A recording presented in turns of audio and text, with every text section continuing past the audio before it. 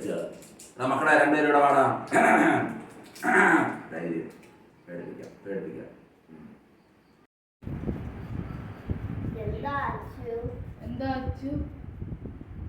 Dye കണ്ണാടി ഇടറ.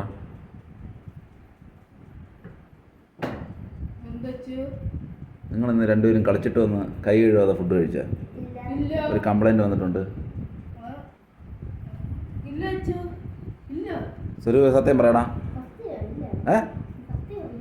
നിന്റെ ചിരി കണ്ടിട്ട് തോന്നണല്ലോ. ചായ കുടിച്ചില്ലേ പല്ല് കഴിക്കാതെ, അത് ഞാൻ കണ്ട്. എടാ അച്ഛൻ അറിയാതെ കുടിച്ചെന്ന് പറഞ്ഞിട്ട് അച്ഛനെ തന്നെ അടിക്കാൻ പറ്റുമോ? അച്ഛൻ നമ്മളെടുത്ത് പറയാത്ത അടിക്കാൻ നമ്മളെടുത്ത് പറഞ്ഞാൽ പോലെ നമ്മളടിക്കും.